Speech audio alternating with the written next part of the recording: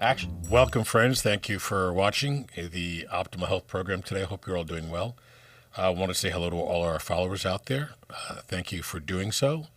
Our wonderful Rumble audience, our big Rumble audience, where we're breaking records left and right. Of course, we're very thrilled to be here. And as well on the front page, so that people that hit the front page of Rumble, our video is live on that page. So we're excited about that.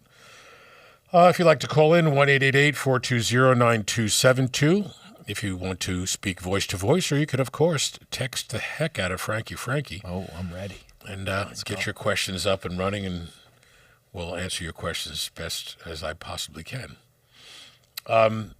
Every day in my office, I talk about a variety of things: vitamins, minerals, hormones, exercise, fitness, longevity, what to eat, what not to eat, allergies. The list of everything that I talk about is very long.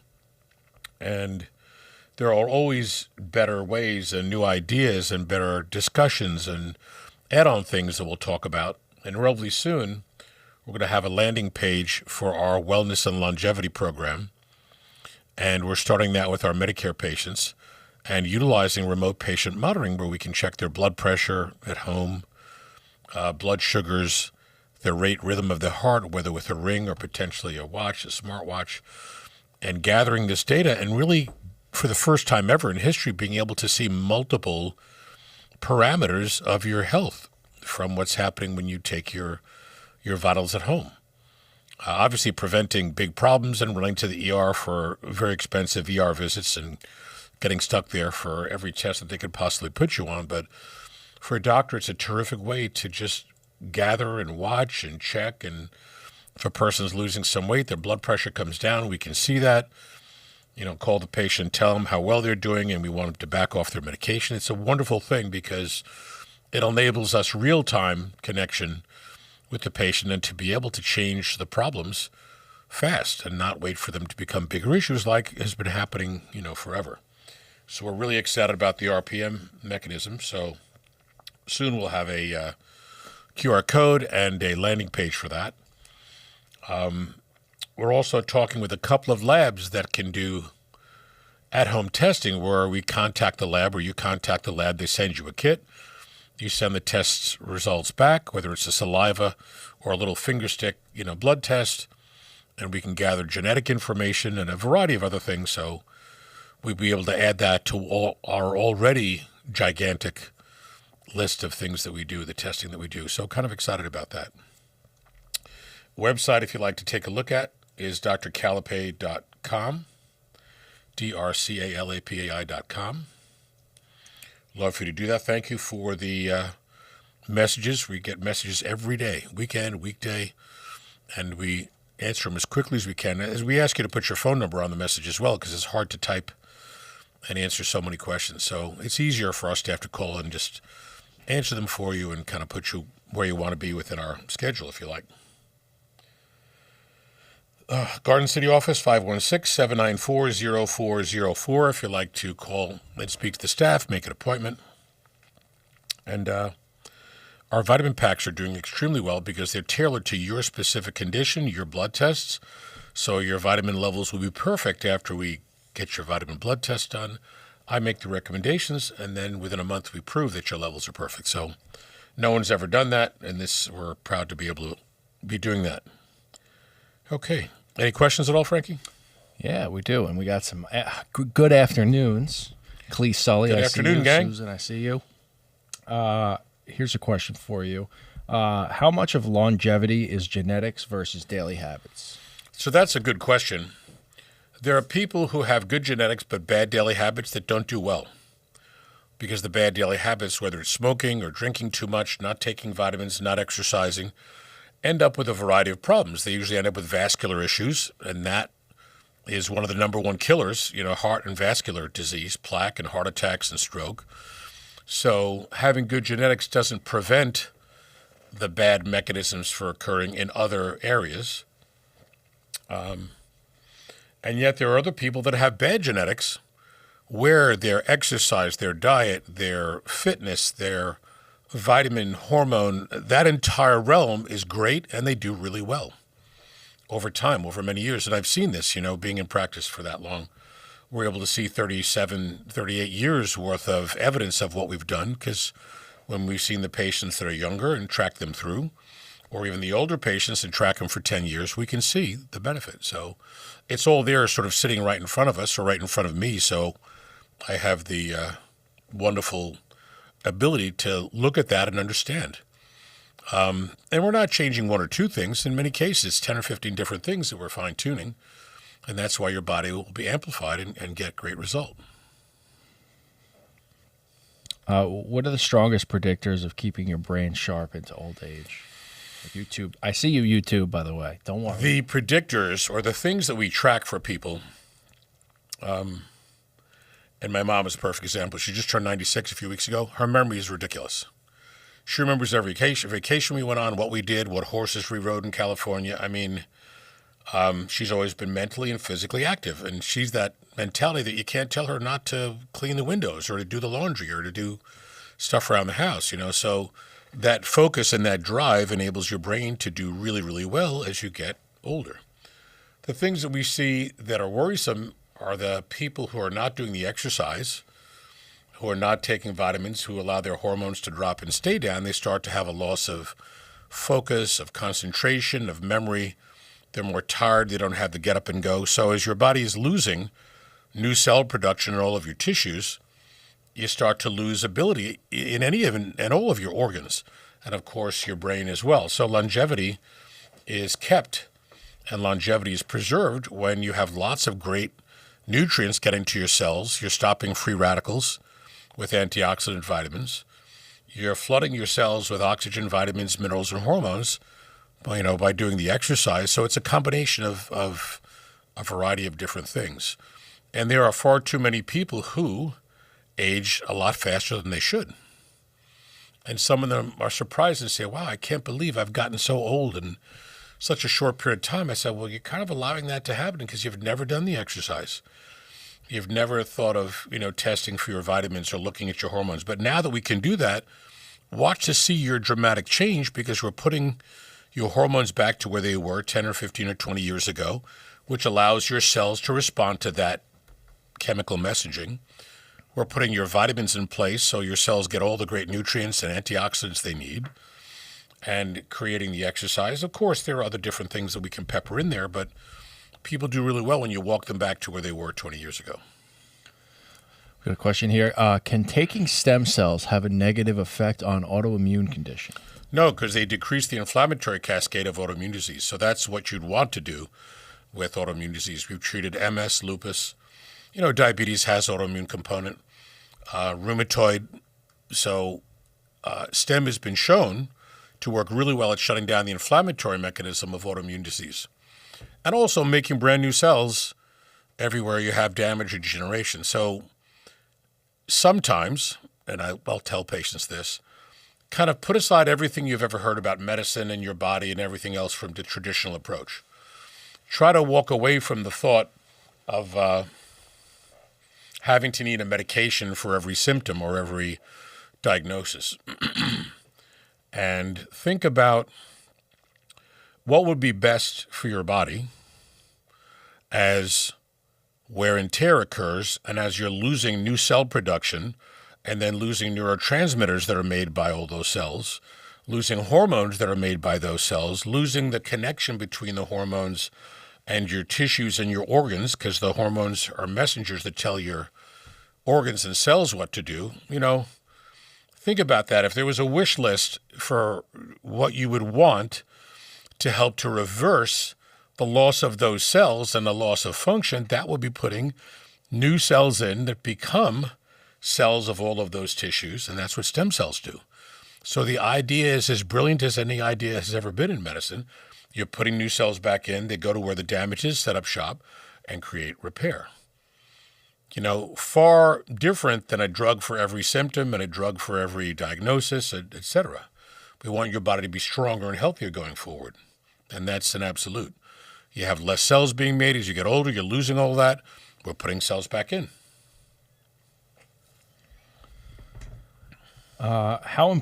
There's more of a conversation just talking about how the social connection is important for longevity. Oh, sure. Absolutely. Positively. Now, that's not taking a pill. It's not taking a vitamin. It's not anything other than connecting with and talking with and visiting with and remembering and doing all the things that make you happy with the people that are your favorite people. So everyone knows how great a stimulus that is for your brain and how happy you are and how much you laugh. And we went out the other night to dinner, a friend that I hadn't seen in years. We just laughed and had an amazing time. And yesterday, Paul and I went to Arthur Avenue, which is a unique place in and of itself. For those people who don't live anywhere near New York, anybody in New York, Long Island, the Bronx, Brooklyn, Queens, etc., knows that Arthur Avenue has always been a place to go for great Italian food, but as well, great Italian heritage. And as well, you get your homemade pasta there. They make homemade sausage. They do all of these things. Every bit of Italian food you could ever imagine, you can get there because there's so many different places that will make those things for you. And, meats and cheeses and pasta, and the list goes on, and bread. And when you go there, you're like stepping back into the 1950s because the buildings are really old. Oh, yeah. And a lot of them have been there for 5, 7 generations of people in that Italian store or in that restaurant. It's uncanny. Or the pizza place, etc. So you're talking about buildings and some of this going back over 100 years that are still the same way that they've been.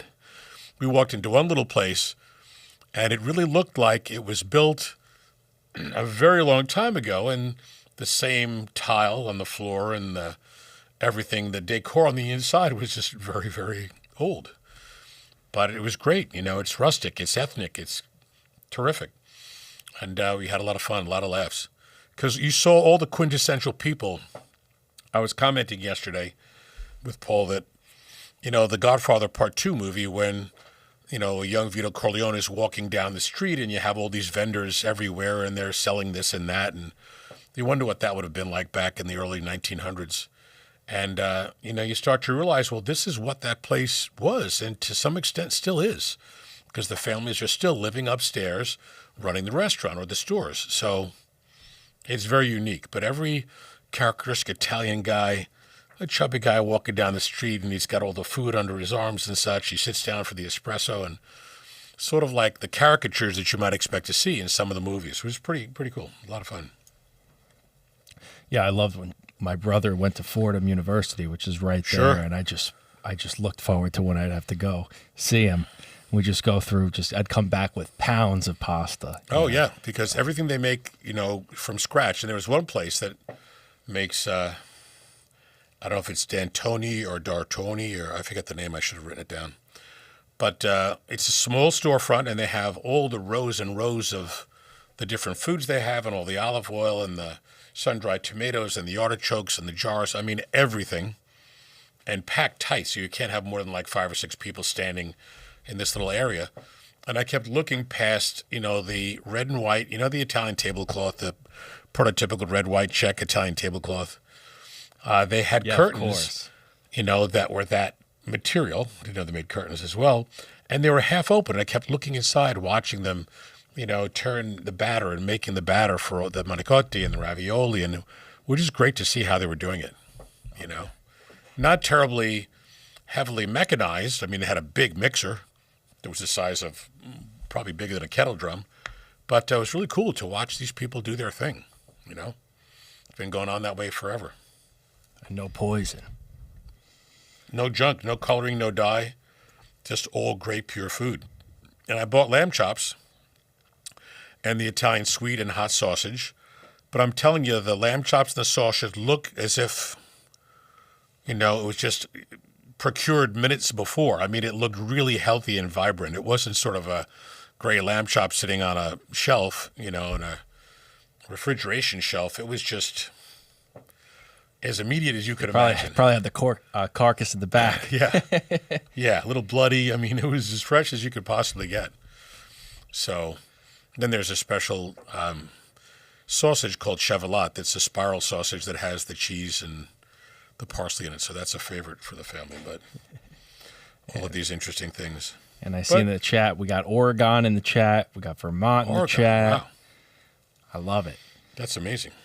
And I know Vermont had quite a bit of snow the past couple weeks, so I hope you're staying Yeah, they got a ton of snow up there. Stay safe, people. Well, people from up there, Vermont and Maine and all the northern states, snow to them is like, yeah, okay, another day.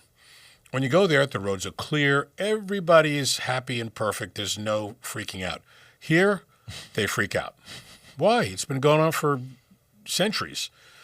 It's just people can't handle the snow. The funny comment I've had about it, whenever the snowstorm comes, everybody runs to the supermarket and gets toilet paper There's and nothing water. left. I'm like, because it's snowing, you go to the bathroom more often? I don't understand. Why do you need all this toilet paper if it snows out? I mean, I understand, yeah, water. I mean, don't have water from your faucets and stuff, but toilet paper and water, uncanny. It's very interesting. Someone was just talking about,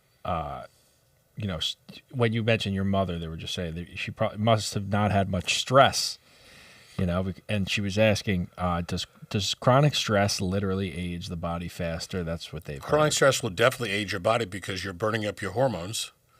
And as you use them up, you're not making them fast enough to what you're using. So you end up in a constant depleted, aggravated state. That happens with adrenal hormone.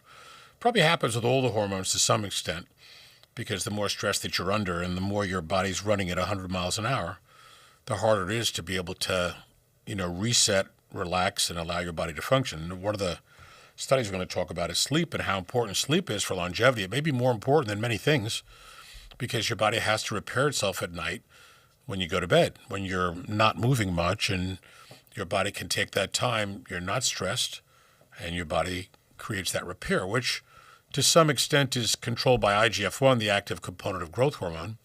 And what we do a lot for patients who are very low, because that drops a lot as you get older, is to use Sermorelin, little tiny injections in the skin of your belly or your leg, to be able to get you to make your own IGF-1 to help with sleep, memory, energy, focus, concentration, sexual drive and function, endurance with exercise. You feel terrific on it.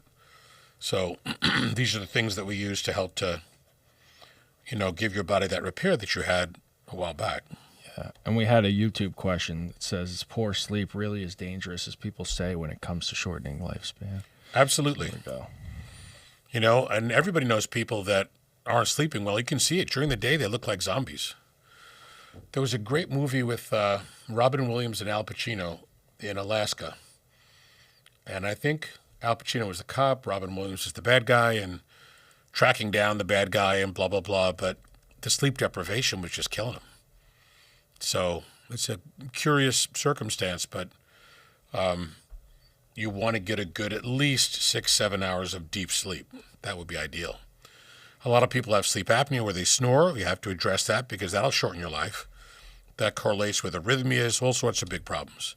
So you may want to use a device with nasal pillows that gently pushes the air into your nose, allows you to sleep, and you don't snore.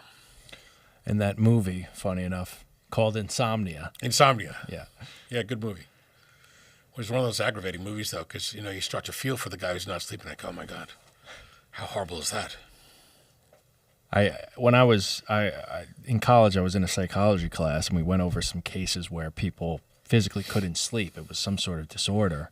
And after, I don't know, it was a few days, they were literally seeing things. You'd see like a big pink elephant in the room, go totally crazy. The burnout that occurs because your neurotransmitters are not replaced. And this is a good comment. When you go to bed at night, your body starts to release IGF-1, the active component of growth hormone. That helps you sleep. Well, it's helping to make your neurotransmitters. If you're not getting that sleep, you're not releasing that hormone, and you're not getting your neurotransmitters to help you sleep and help you function. You wake up the next day, you feel horrible. Or you wake up and feel bad while you're just waking up, and you're dragging all day because you haven't had that repair. But people get good deep sleep, and some people might use CBD or other substances to help with sleep. Once that sleep comes back to normal, they start to do extremely well. Also, something to be said about exercise.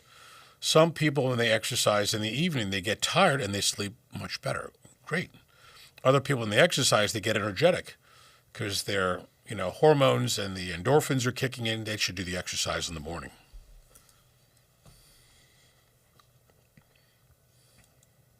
Someone on YouTube said the CBD and the THC makes me sleep too much. I can't wake up in the morning. Well, yeah, you just got to kind of titrate that. I have a lot of patients who do it. And nothing says if you're using a gummy, you have to take the whole gummy. You can take a quarter or a half and see how well you do. Some people titrate it down, some people titrate it up, but whatever works for you. I'd rather everybody gets great, great sleep. Some people have to take it earlier in the evening, 9 o'clock, and so they start to feel nice and relaxed, etc. They go to bed at 10, 10:30. They wake up and they're not groggy. If you go to bed later and you're taking it and it works for 6 or 7 hours, you might be groggy from it, so take it earlier. And just a side note to our chat, someone said, hi from Kami, Colorado. Kami, Colorado. No snow here yet. And that's amazing to me. Colorado, you didn't get snow yet? We're about to get snow here in New York Yeah, tonight. usually they get a lot of it. Yeah, that's funny. I had a friend out there who went to school there, my friend's son, and loved it to death. Boulder, Colorado. He just loved it. And they bought a house sort of at the base of the mountain. So every card that he ever took for his family or a Christmas card was him and the dogs. And behind it was this spectacular mountain. And, and they would take either motorcycles or quads and just run the distance of massive amounts of, land and just enjoy being out in that gorgeous fresh air. It's like, wow. Yeah. It's pretty envious. Oh, very, very. I need some mountains to look at. Yeah. Colorado. Love Colorado. I went to a conference in Aspen once. Actually, no, Durango, Colorado. I went skiing in Aspen. Went to Durango, Colorado, which is still a Wild West town. They had a lot of horses walking around. We could throw the horses' reins around the wooden rail. It was pretty wild, like out of a Western movie. Beautiful place, very clean. The resort was beautiful. It was a golf resort, and food was terrific. First time I ever had elk. This has got to be back in the 90s. But it was delicious. I'm like, elk burger. I'm like, why don't they have this everywhere? It was great. Someone just wants to know from YouTube, which diet has the strongest evidence for longevity? I'm always hearing, if you're always vegetarian or plant-based, it'll lengthen your lifespan. But I am not interested in giving up my meat. Well, I think the better answer to the best diet, which confers longevity, has to do with a few different things. Lately, in the past 5 to 7 years, and potentially more, we're really aware of how bad sugar is for your body. It causes glycation, damages your cells, gets into your cells, damages mitochondria, damages the blood vessel lining, your nerves. So excess sugar is really bad. And just think of that progression to the diabetic, which has tons and tons of sugar. They live much shorter lives. Type 1s live very, very short lives, even on meds. And type 2s are shorter than if they're non-diabetic. There are people who've had, good proteins and good sources of red meat, hopefully organic, and organic chicken and turkey and fish that live very healthy, long lives because those proteins are great for your immune response to fight infection that can shorten your life, or the infection that can contribute to plaque in your blood vessels that can shorten your life. So I think that the Mediterranean type diet with lots of vegetables, nuts and seeds and olive oil, etc., and good protein sources makes all the sense in the world. I can show people tons of studies about how bad the excess sugar and the grains are for your body. And let me see where this study is where they were talking about the diet to prevent type 2 diabetes, because this got me on a little rant in the office this morning. But so researchers talking about the Mediterranean, the DASH diet, or the AHEI diet, talking about decreasing diabetic risk. So the DASH diet has been talked about a lot because it's easy to write the word DASH and, what people are eating on the DASH diet. But listen to this. If you want to prevent or change the diabetic picture, should you be having whole grains? I say no, because whole grains break down to a lot of carbohydrate, starch. That's your enemy. You don't want to have the grains sit there in your stomach and leave sugar getting into your bloodstream all day long. That's the worst thing you want to bring in. Do you want to have fruits.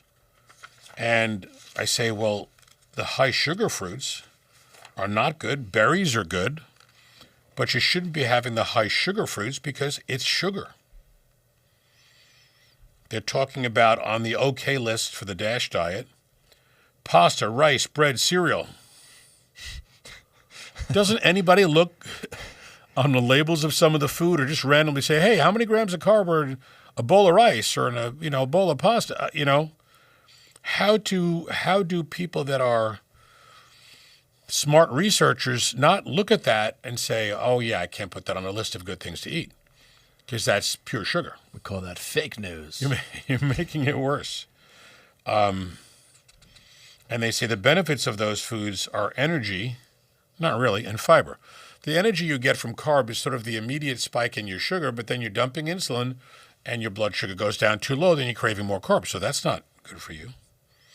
Vegetables, they're fine with. Broccoli, greens, tomatoes, all sorts of things, peppers, cauliflower rice. Fruit, they're talking about apricots, bananas, dates, oranges, grapes, melon. Very, very high, 30 grams of sugar. Why would you want to do that? So if you're having grains at 30 grams of sugar and carb and then fruits, how is that good for your body when you're trying to either deal with diabetes, prediabetes, or preventing it? It doesn't. Then, of course, poultry, dairy products were fine. Nuts and seeds and legumes were all good.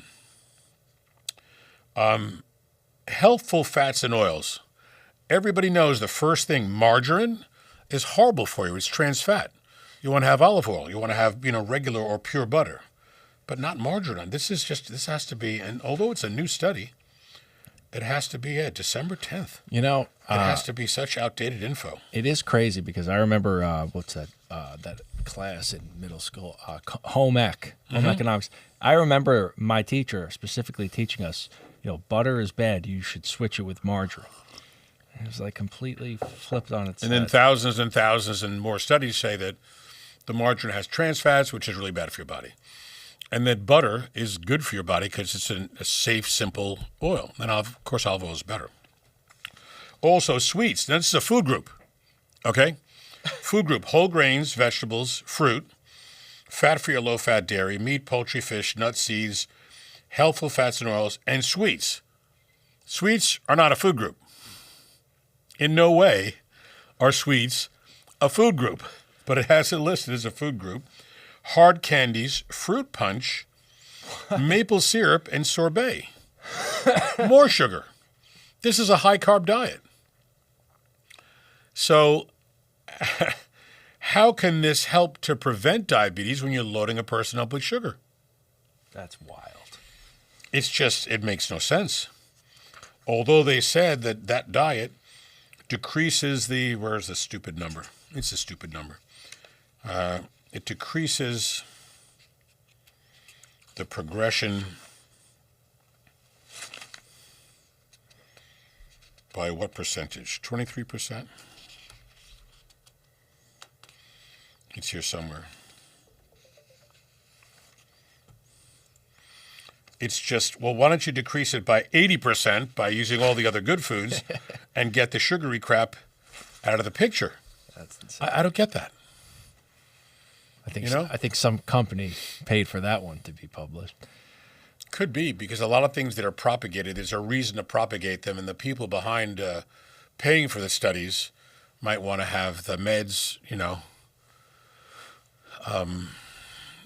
and the idea be promoted and be continued. But in 39 years of talking to people about cutting the carbs and exercise, it always works. Triglycerides plummet, cholesterol plummets, weight comes down, blood pressure comes down.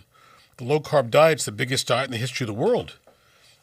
Of course, helped a great deal initially with the Atkins diet because he promoted a lot of the low-carb. And every book now that is about diet's a low-carb diet. There's no such thing as a high-carb diet. Nobody recommends that. High carb, high fat. No. Low carb. We've got a couple questions here. Just to keep on that, someone just said, because they're addicted to the sugar, I know I have a terrible sweet tooth. Don't we all? A lot of people do, but having the sweet tooth keeps you having a sweet tooth. In other words, if you continue to eat the carbs, your sugar goes up, you dump insulin, your sugar drops down low, you crave more carb. Sooner or later, your body can't make all that extra insulin with all the carb intake every day, and you become diabetic. So I'd rather people have things that taste sweet that aren't sweet. So one of my favorite comments, and we hand people, I got to bring in that green sheet. We hand people a green sheet which has all the different foods you could buy at Whole Foods and some of these other places, maybe Trader Joe's, that are low carb. So you can get cashew milk yogurt made by Forager Project. It's 8 ounces of the drinkable yogurt. Put some berries in it. Put a protein powder in it. Maybe it's got some vanilla flavor. It tastes sweet, but there's no sugar in it. It's a simple plant protein, and with the yogurt benefit, you're getting, some of that, but you're not getting sugar. But it tastes sweet. You want to have it 2-3 times a day? Who cares? There's no sugar. It's good for you, especially if you have the protein powder. You're getting vitamins and protein, so it's much smarter. You can have berries, and some people will put berries into a variety of things, even the yogurt, because berries are very low in sugar, but it tastes sweet. So I don't mind if you're switching over to the berries and some of these things if you're able to get away from that sweet tooth. And chromium will help, vitamins will help decrease in the craving. But you want to stop the craving now before it becomes a big, big issue. So we got George on YouTube, who's also from Oregon. We got a couple Awesome. Oregonians. Is that what we call them? Oregonians. He wants to know, can stem cell therapy help someone who has depression or bipolar? Yes, because what you're doing is you're putting brand new cells in that can go to your brain and make brand new cells and help your neurotransmitters. And it's been done. We've seen it. And there's studies and literature on it. So there are people with a variety of brain-related changes, even as bad as a full-blown stroke, where cells are damaged and dying, where you can get repair and improvement. Wow. Also, not to forget to be thorough, some people have depression, anxiety, mood-related changes because either their testosterone's too low for men or for men and women. And female hormones, estrogen, progesterone, IGF-1, the active component of growth hormone, thyroid hormone decline definitely correlates with depression, anxiety, sometimes panic issues. High-carb diets cause more panic and depression because the sugar spikes and then the sugar, drop. So there's a lot to talk about specific to that, and vitamins, of course. Someone said, great idea with the drinkable yogurt. Yeah, I love it. I mean, I'm like a nutty professor, mad scientist. I try all sorts of different things. And some stuff I like, and some stuff, didn't turn out to be as good as I thought. But, got to try. You're our guinea pig, Doc. Yeah, got to try. And you could also take almond milk and put a couple of big tablespoons of chia seeds in it, stir it up, and I'll put a scoop of the Orgain protein powder in it, stir it up, put it in the fridge, let it sit for a while. It comes out congealed but thick, like oatmeal. It tastes like oatmeal. It looks like oatmeal, but there's no sugar. You get all the benefit from the chia seeds, from the almond milk. Can't use almond milk, use a different milk, but either way, it's a great way to have that as a snack without any, sugar, without any carb. Cauliflower rice. Talk about that all the time. You can put that in a pan with garlic, olive oil, put in tomatoes, peppers, pinoli nuts, season it whichever way you like, and there's no sugar, but it's filling. Our girl Suzanne in the chat, Susan, said, I'm long ways from Boulder, Denver, and Colorado Springs. And then Cool. We got another one that said, got to hunt those elk if you want it on the regular. Delish. Elk is, well, as you know, the elk are not eating, junk. So elk are eating, berries and things in nature, in the field. So they're gigantic creatures. And, moose are even bigger. But, for people that like to have red meat, I mean, if you can get elk, etc., or you're in a place to get that, or a moose, they're delicious. Even bear's delicious. So it's a lot cleaner than what you would get in a store that's some chemical-filled, red meat. So that's why I think those things are better. Yeah. I've never tried moose. And someone, Patriot Lady in Elk the and chat. moose are similar. I think they taste better than red meat. Wild boar tastes really good because it's pork, but all they eat are hazelnuts and acorns and, oranges and grapefruits in the wilderness down in the Everglades. So you're getting really pure meat. Alligator, tastes like chicken. I mean, venison's good. I tried kangaroo once. Kangaroo, yeah. Interesting. It was interesting. I wasn't a big fan.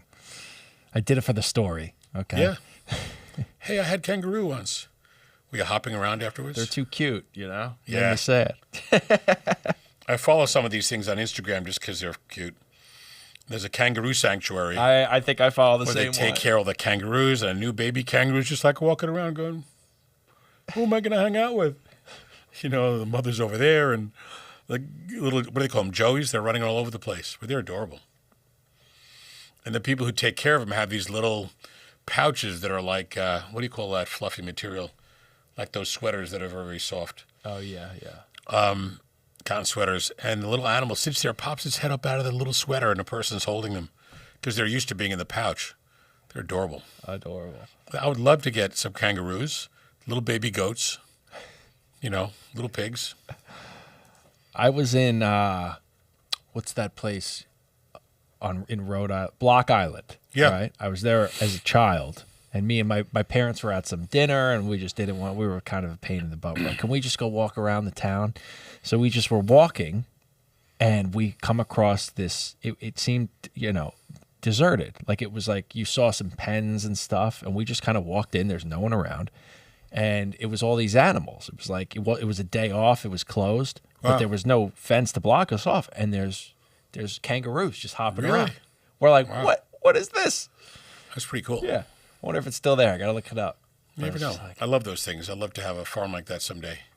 I remember being in Texas once and went to a farm, and the kangaroos were just like coming over to you like, hey, not afraid of us, I guess because they have a lot of human integration connection there.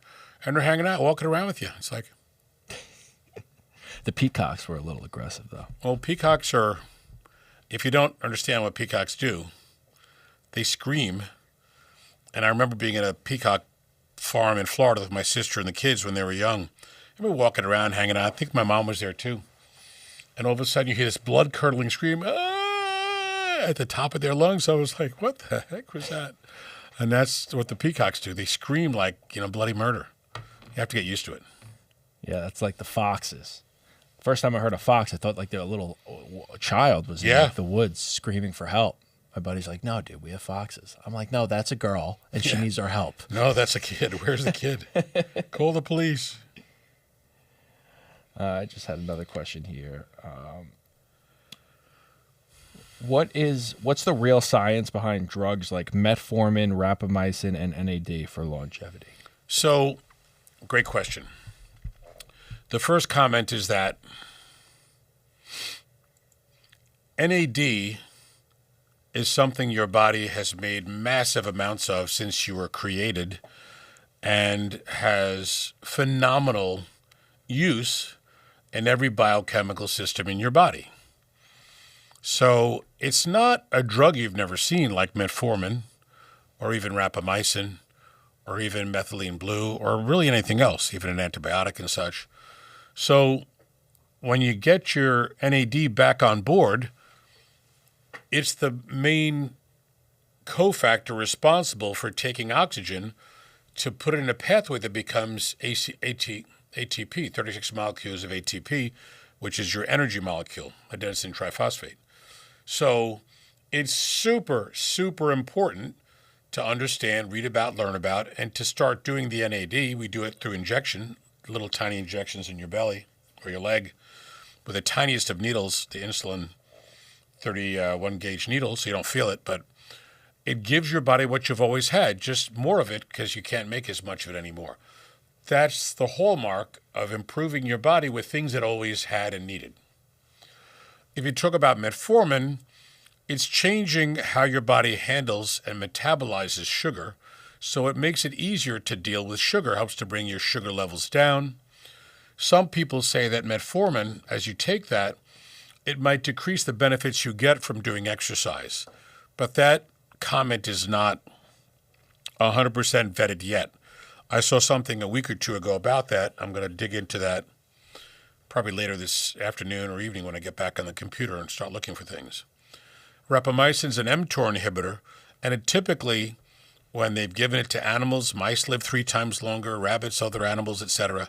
There may be some benefit in that, enhancing your immune system, which is always great to have to make your immune system fight and kill things that would otherwise, damage your body and cause inflammation. So there are reasons to use things, some because they enhance mitochondria, some because they, do other things, or they decrease, chewing off the ends of telomeres. So there are reasons for using things, but my main reason is that your body's always had it. You don't have enough. Let's put it back. NAD is the king of that. Here's one from YouTube. Is hormone optimization actually anti-aging or more of a symptom relief? No, it's actually anti-aging, because you could see all different things improve when you get your hormones back to where you had them before. So, again, not to try to answer an anti-aging question with anti-aging and use that term over and over again till you beat it with a stick until it's dead. When you're 20s and 30s, your hormones are great. Your body's vibrant. You could run around, knock yourself out, do exercise. Everything's working well. When you get older and you have less cells and you're making less of those hormones, you lose a lot of that, your memory, your focus, your mood, sexual drive and function, muscle response to exercise, which when you're young keeps you strong and able and is great for oxygenation and blood flow. When you don't have the hormones, you do the workout, you can't get through it because you're tired, you feel crappy. You're losing that consistency of age-related change and prevention. If a person gains 20, 30, 50 or more pounds, that's not good for your health, and that's not a good age-related parameter. But if we can keep the weight down, keep the sugars down, great exercise, vitamins, minerals, mental result from the hormone correction exercise, that's what keeps your body both mentally and physically and chemically young. So there are a lot of good things that happen when you walk your body back 10, 15, or 20 years and then reset your mechanism so that you're burning the sugar, burning the fat, getting all your organ benefits. We got someone in the chat that put this in the chat multiple times, but I'm just curious what you think of this. They said they are putting the mRNA vax in your food. What are your thoughts? I think it's a bad vaccine for every reason. I think they shouldn't give it to animals. They're just trying to figure out how to get it into the human body to cause more damage. Do you think they're putting it in food? I imagine they're putting it in beef. I imagine they're putting it in wherever they can put it. I don't know if I saw something that said they're going to put it in vegetables, but someone's got to stop it. It's as if there's this constant stream of people trying to cause as much damage as humanly possible.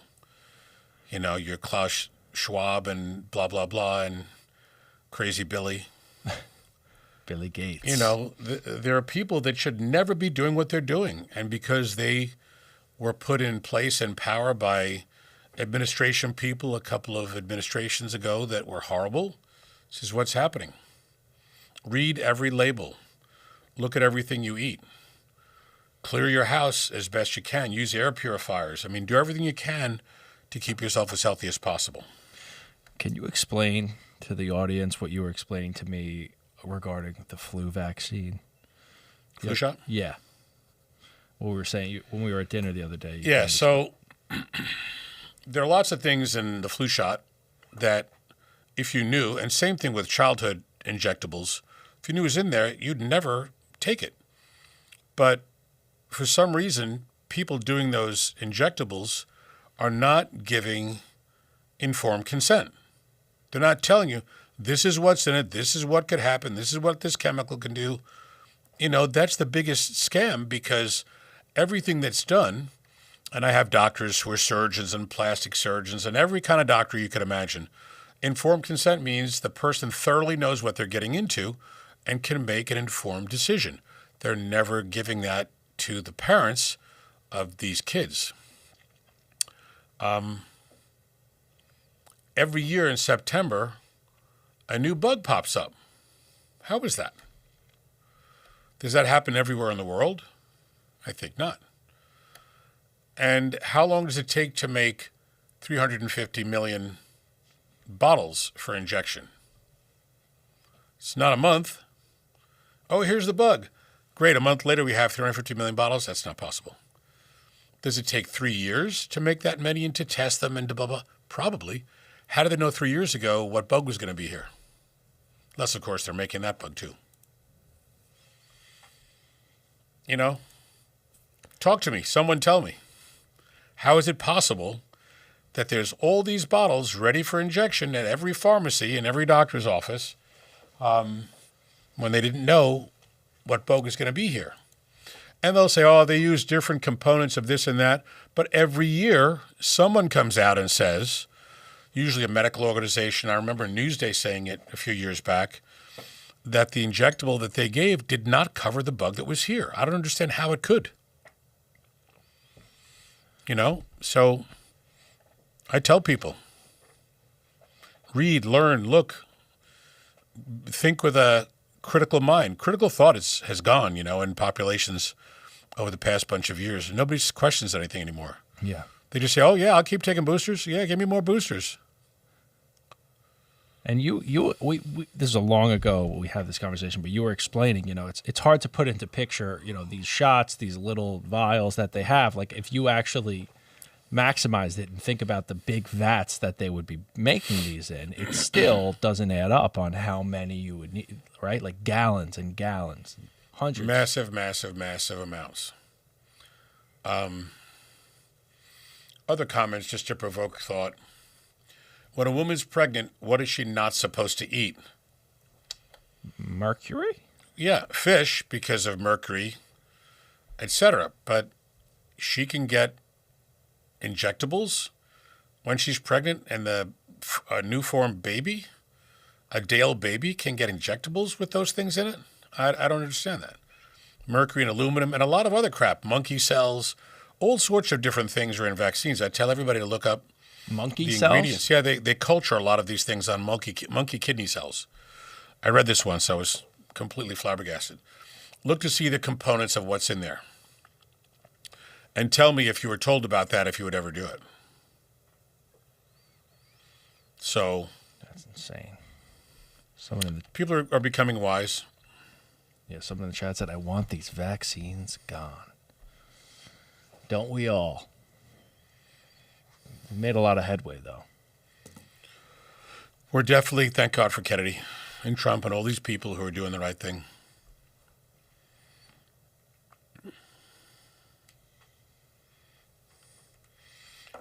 Let's see what else we have here to look at. I went over the diabetes article. Oh, daily multivitamin reduces hypertension risk.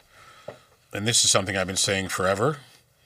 And it seems like it's getting more attention now. Magnesium, potassium could help to improve blood pressure. Why? Because a lot of people have low magnesium, potassium, and that's why they have the high blood pressure. But no doctor will test the magnesium and the potassium. So when we do our initial blood test, of course, it's about 25 pages, but it includes all the vitamins and minerals. And if your minerals are low, like magnesium, potassium, and we correct that, you'd see your blood pressure improve. Or if you're overweight and we lose the 20 pounds, your blood pressure improves. It's just common sense.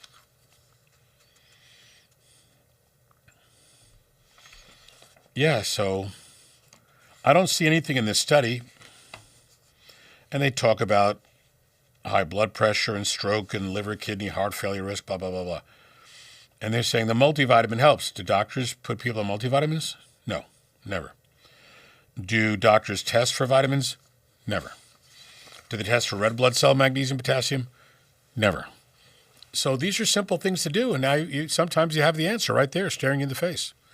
That's why we put together vitamins specifically to each patient. That's why we call it, the custom vitamin program. The vitamin packs. We have someone on YouTube who knows someone who had a stroke recently, and they're just wondering why do strokes happen so suddenly, even for people who seemed healthy one day before? So In my mind, a stroke is something that's evolved over time. What we see is a negative or a bad effect that could be immediate, where, 1 minute to the next, a person can be fine, and all of a sudden they can't speak, and their, facial or arm, droop, etc. It's because the plaque that's building up in the blood vessels of the brain can narrow down and decrease and starve those brain cells for oxygen, vitamins, minerals, and hormones. Or plaque building up somewhere else can cause a clot, and that clot travels to a vessel in your brain and blocks the blood flow. Or a break in a blood vessel can happen because of high blood pressure. Blood leaks out. It's not going to his end result cells in the brain. So although those things seem immediate, while it's actually happening, it's something that's been evolving for a while. It could be months. It could be longer than months. That's why we take a look at all of these parameters, decrease the pressure, keep it to the right range, and while we're using the remote patient monitoring now to be able to check your blood pressure and track your blood pressure every day. We've done it where we've had patients that are doing the low-carb diet, they're on the vitamin pack, they're doing their exercise, they lost 15 pounds in like 2.5, 3 weeks, which is phenomenal. Their blood pressure dropped a lot. Forgot to turn off the phone. It is a beautiful ringtone. Blood pressure dropped a lot, and we were able to get them off one of their 2 blood pressure meds. So that's perfect. As their weight comes down further, we'll get them off the other one. But now we're protecting the body with the vitamins, minerals, hormones, all of that, and making the entire environment a safer place. Clee Sully in the chat's wondering, should we all be constantly detoxing / clearing out the toxins, heavy metals, parasites, and chemicals being forced on us? I think it's important to think about that because it's a real thing. I've been doing it for years with patients. The heavy metals are the worst things you could have on board. A blood test for heavy metals is a tiny peak. Urine's more accurate. It's 21 metals, what's been leaking out of storage. Then if you do an IV and you pull metals out, you might see more come out. But that's the best way to gauge how much you have. And that IV, the same mechanism, takes them out. And when you compare a urine after the first IV to a urine after the 10th IV, you can compare and see how much you've removed. So there's science to that and fact to that. So yes, aluminum is linked with Alzheimer's, absolutely. Cadmium and breast cancer, carbon tetrachloride with liver cancer, benzene and leukemia. So there are a lot of chemicals that will cause these disorders and diseases. So much research on heavy metals points towards Alzheimer's, Parkinson's, MS being heavy metal related disorders. So absolutely, yes. Especially because they're spraying us with heavy metals almost every day. It's incredible. The other day I was on my way to work and I see these, I sent it to my brother. I sent a picture of the clouds. I said, they taught us all these clouds in elementary school and middle school. They never taught us these clouds. Yeah. And he laughed, and I said, just wait. Look how beautiful it is. And it was a clear blue day, and 3 hours later, it is just covered. Yep. With the brighter, the more orange the sunset, the more chemicals and garbage in the air. Is that true? Oh, yeah. That makes sense. Yeah, the refraction off of the particles. And look at, L.A. with all that smog and stuff in the air. I mean, a lot of bad stuff in the air.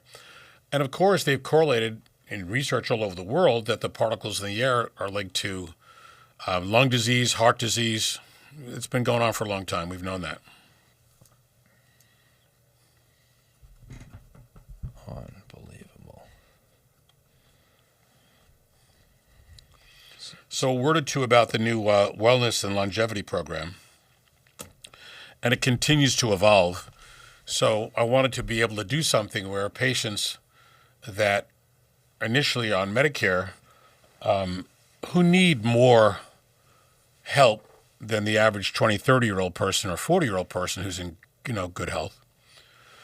We want to be able to put them on a program where they can see and are involved in what's happening. You're checking your pressure, your watch, your ring, your glucose or the glucose monitor. And we're fixing things real time so you could see the difference and the change and the benefit. You get more excited about it because you're doing the things and you're getting a visible, palpable result. And as you change your diet and your bloating goes away, your weight comes down, all of this enables your body to be healthier going forward. Then fine-tuning the vitamins, minerals, hormones, etc., NAD, Sermorelin or the IGF-1, getting your body to function like it did 20 years ago, but tracking all of this and then showing you when you first started to where you are now, it's a great way to confer longevity and wellness. Yes, if you're allergic to a food, we take the food out, your bloating goes away, your red nose goes back to normal, whatever. Those are all good things and good parts of the side effect, but you want your body to be able to burn sugar really well, deliver everything with great exercise and blood flow, and this is what we're putting together. At some point, we're going to have the same mechanism for non-Medicare patients so that we can get the tracking, so that tracking will go from the device to our computer and pop into each person's, pages on the computer. So for doctors, it's genius to be able to get a look at their blood pressure 300 times over a year as opposed to 3 times. Imagine the difference. The doctor's guessing, all right, well, your pressure looks good today, but I don't know what it was like a month ago, 6 months, So it's a genius thing to be able to just do that tracking and surveillance. And people love it. They're excited about it. And a patient came in today. We set him up with the blood pressure cuff. He's like, I can't wait till I get my ring and blah, blah, blah, blah, And we're evolving it as quickly as we can. Of course, you have to take time and follow the rules that Medicare sets as guidelines, but it's great. It makes people happy. Someone wants to know, do they have to be in New York for this, or can they be in? No, could be anywhere. It's Medicare, it's, federal. It's interesting because people have always come in to complain about, oh, my doctor spends 30 seconds with me in the traditional realm. And hi, how you doing? Oh, your blood pressure's good. Here's your meds, and that's it. They're not really talking much or teaching you much. And people in droves are running away from the 1, 2, 3, column A, column B diagnosis and medication approach, and should be. People want to know, hey, what can I do? And I hear this all the time. What can I do to help or do this or to do that? And I'll tell them, throw out all the junk food, change what's in the pantry, clean everything out, et cetera. And we give them that guidance, and we tell them what to have, what not to have. If you're dying for an apple, have it right before you go for an hour and a half walk because your body will burn that sugar so it doesn't affect you. So there are a lot of different things that we could use as little tips to be able to get people to follow a really tight, good path. Someone on the YouTube chat mentioned Doritos. They seem to be following the RFK path, and I just Googled it. Doritos now has a dye-free option they're calling Simply Naked, NKD, Naked. I mean, that might be good to take out the dye. My comment would be Siete, S-I-E-T-E, is a company that makes grain-free chips. There's no grain and no dye. They got a little flavoring. Some are going to be like nacho or whatever, or spicy or lemon lime, whatever it is, but there's no grain. So for all my patients, and there are many that can't have grain, they love it. Chips and salsa. Who doesn't love chips and salsa? It's the key to my heart. I've never met anybody who doesn't love chips and salsa. So I use the same things. I use the Siete grain. Siete also makes wraps that are either almond flour, cashew flour, cactus or something like that. So you're not getting any grain, but you're getting the consistency, and you can put some meat or vegetables in it, heat it up, and you have a wrap. It's delicious, but you're not getting the grain and you're not getting any carb. Why not? There are a lot of good substitutes to have, like I was mentioning before, with the oatmeal or the cauliflower rice. A lot of good things to have. Just takes a minute to understand it. It's amazing though. Like how about you just get rid of the ones that have the poisonous dyes in it? You got to add a new healthy version. Well, think of it. For at least 100 years, advertisers on TV make you think you've got to have that cereal, the bagels, the gooey buns, the whatever. And the more you have that junk, the worse you are. I mean, the westernized American diet is one of the most unhealthy things ever. And look at every other country, Europe and South America, and the Middle East and, Japan, et cetera. It's just different. They don't eat junk. Of course, the junk food companies weasel their way in, and you'll see a fast food place here or there, but it's not on every corner. Yeah, like, I mean, as you say it, I'm seeing here Doritos is owned by Pepsi. Who knew? It's all the same junk. When companies get big, they buy up other big companies to maintain their bigness. It's the bigness theory of business. Bigness. Bigness for bigness. Business. Business, whatever it is. And the bigger problem is, they'll also buy out the healthy options, and then they slowly become not They've been doing healthy. that. I've seen that too, and I started to worry about some of the products that were healthy being bought by these big companies, and now the chemistry of that healthy product has changed. I think it was, there's a company that makes apple cider vinegar, and they were bought out by a big company, so now people are questioning the quality of the product. But that happens all the time. Yeah, there's a few. I can't think of them specifically, but yeah. I'm not saying you could never, ever, ever have any carb or any of that, but if it's a minor part of your diet, you're fine. If you're eating 3 or 4 meals a day and it's 90 to 120 meals or foods throughout the course of a month, and a few of them aren't perfect, okay, it's not going to hurt you. On the way home today, I'm pretty sure I'm going to stop by the Jericho Apple Farm and get some hot apple cider.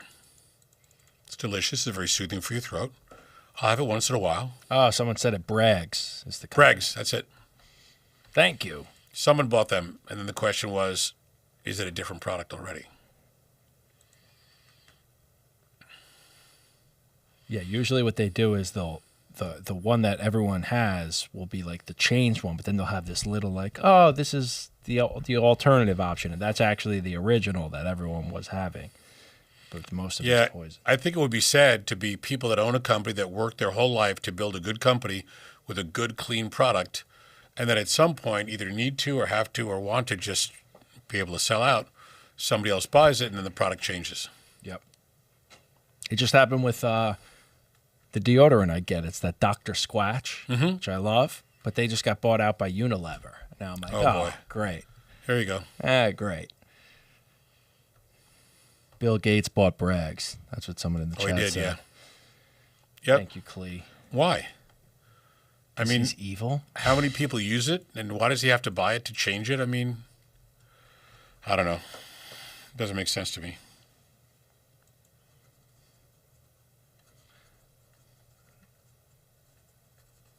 Unbelievable. That's why I like to buy stuff from healthy places, farms. I told you I went to a chicken place in Matinecock, so north of Glen Cove, around deep back in there. If you were to take Glen Cove Road north into Glen Cove, and then you zigzag back into there somewhere, it was hard to find, and I had to stop and ask a couple of people. There was a sign, with the name of the place on it, like a kindergarten person wrote it. I mean, you couldn't really make it out until you were right on top of it.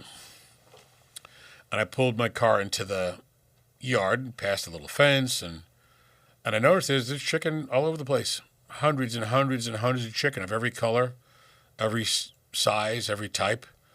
I get out of the car, and they're all looking at me.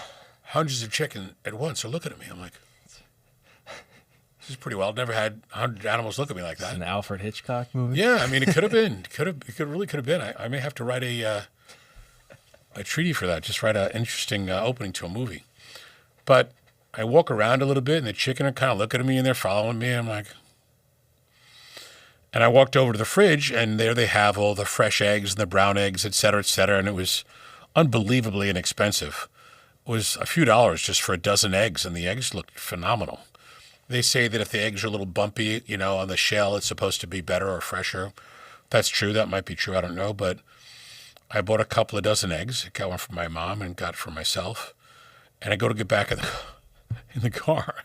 You get out of the car, you leave the door open. There are chicken lined up looking in my car thinking how do we escape? How do we get out of here? I'm like, okay, chickens, get away, get away. But then it took me 10 minutes to be able to drive out of the place because the chickens were just blocking the road. Like that joke, why the chicken cross the road? Well, they were staying in the middle of the road. They didn't cross the road. So it took me a minute to get the chicken out of the way, but it was funny. Do you remember back in the day, I don't think they do it anymore, but Six Flags used to have the safari that you could drive through? Yeah. So now you can't drive through it. They like put you in a Jeep and they'll drive you through. Yeah. But I went as a kid with my father and my brother, and we had, on the way to Six Flags, we went to McDonald's. I had some, the hot cakes, the pancakes Sure. from McDonald's. We were going through this zoo, and a giraffe we were by the giraffes, and my father opened up the sunroof. Oh, my God. And this giraffe, right in, Wow. grabbed a pancake, okay, comes out, eats it, and then like licks the windshield. we're like, oh my Oh, God. gee, thanks, guys. Yeah. You have to think that probably happens a lot because the giraffe sees so many people throughout the course of the day. Right.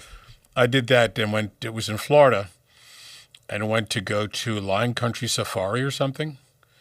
And I had a rent-a-car, so I don't care if the animals jump on the car, Jurassic Park, whatever. So I drive there, and you're driving through, and I'm like, oh, wow, this is really cool. I'm like, oh, my God, there's a rhino, and there's a rhinoceros walking across the road. It was as big as the car. Wait, just Rhinoceros. same side of the fence? Yeah, walked across the road we were driving on. I'm like, is there something wrong with a rhinoceros walking around freely? Maybe he's like a chill rhinoceros. I happen to think he was like a rhinoceros from the chill side of the, Is chill there family. one? But I wanted to reach out and just touch it. But it walked right by. I'm like, damn, that thing's big. You probably could have flipped your Huge. car over. Oh, easily. Those things can just flip it with that big horn on their nose. But he walked right in front of us. Then ostrich walked right up to the car. I'm like, holy crap, look how big they are. They're big. Huge. They're like 8 feet tall. Yeah. I know they were that tall. And their bodies were that big around and beautiful feathers. I'm looking at this thing going, wow, this is a pretty majestic creature. And they're looking and they're checking you out and they walk by.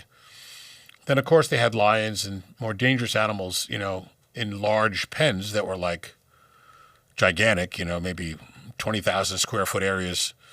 And they were walking around. You hear them roar a little bit and other cats. And then we drove to where the giraffe were. And here they are, just walking free, and you're just driving. You got to stop and let them walk in front of you, and like, how big they are. It's crazy. Then another spot, they let you feed them. So they walk you up to a top of a little tower, and the giraffe come over, and this massive head, like 4 feet long, comes right over at you with his big 6-foot tongue. And, they give you buy lettuce for a couple of bucks. And you're feeding him some lettuce, you pet him on the head, you're like, God made some really wild-looking creatures because they're just so unusual, but it was great. And they were cool. They were hanging out. They hung there for pictures they're like trained. So you give them the food, you rub their head, you get a picture with a giraffe. But what a gigantic head. Yeah, they're huge. There was actually like a famous, one of those, people that do a lot of documentaries with animals, and I think he passed away because he got headbutted by a giraffe. So they could mess you up. Yeah, think about it. You got that long neck. Yeah. And you see sometimes when they're protecting themselves against the other animals, they whip that neck around and they hit the animal with their neck. That's deadly. Yeah. Or they'll kick you and kill you. That big leg with that big hoof on it. Animals are not meant to be messed with. I'm a firm believer in that. Do not mess with animals that are bigger and stronger than you. Or that are tiny or they're venomous that'll kill you. Most of them. Let them hang out on their own. Chat's quieted down a bit. If anyone has any questions, please. Let's see, what else do we have here that may be good too? Low-calorie diet may help keep your brain young. Reducing caloric intake by 30% for 20 years slowed down indicators of brain aging in a study of rhesus monkeys. Not that rhesus monkeys and humans are identical I didn't know monkeys were racist. in every way. Rhesus. I couldn't help myself. But they think such radical changes in humans might not be suggestible at this point. But still, there are a lot of people who eat way more than they need to eat, that are way over 30 calories more than what they need to have. So I tell people, let's just start, learn about your body, fine-tune things, change the diet, do the exercise, Watch you burn down a couple of pounds a week and see how much better you feel. And everybody feels better.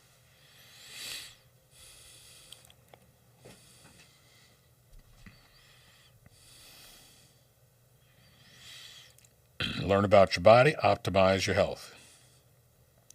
Someone just said, brisk walk, Doc. I'm on it. Yeah, every day, just go for a brisk walk, indoor bike, outdoor bike, whatever you want to do. Just keep pumping the blood around. It's the best thing you could do. The majority of people that I see are not on horrible diets because they've heard, they've understood, they listen to my radio show over 36 years and have a decent idea. Some people don't. They come in all messed up and we got to kind of start from scratch. But some people do a ton of exercise and are not eating the best foods, and they're doing the exercise so they can eat the bad foods. I said, well, you're just hurting yourself. And when people put the good foods and the vitamins and the exercise together, it's a world of difference. People look and feel like $1 million.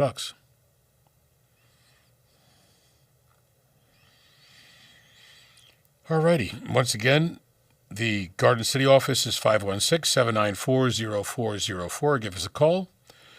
The website, drcalapai.com, drcalapai.com.